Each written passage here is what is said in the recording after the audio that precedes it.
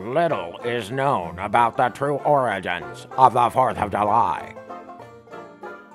Many historians state that the bill was originally drafted on July 2nd, 1776.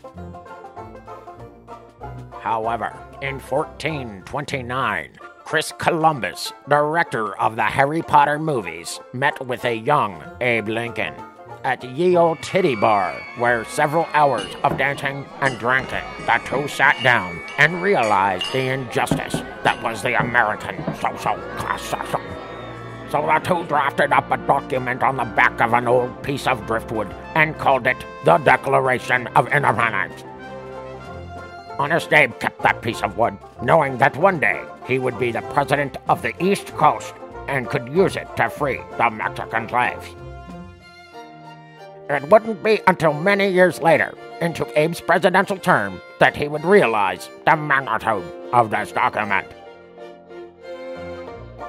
At the age of 25, young President Abe entered the International Seared Hound Sandwich Eating Contest, where the North and the South went head to head.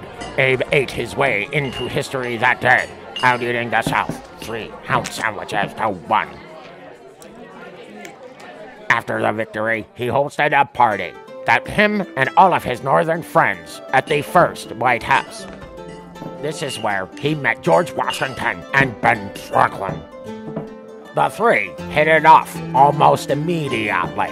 They were all wearing the same wigs and had the same snuff dealer.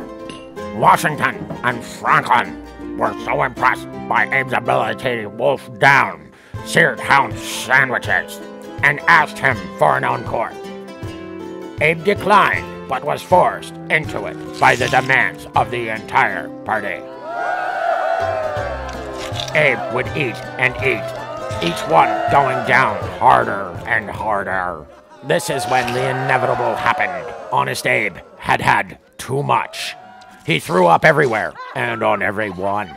And just when things could not get worse, an extension cord sparked from being hit by the vomit and lit up a cardboard cutout of King Henry and his Chinese interpreter.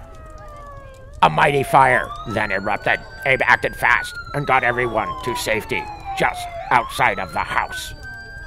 The only thing that he could say from the house was his Declaration of Independence.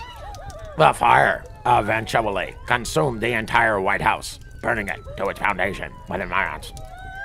Unbeknownst to the party guests, the White House basement was filled with 1,500 gallons of celebratory illuminations that were a surprise gift from Chinese Ambassador Kim Jong-il.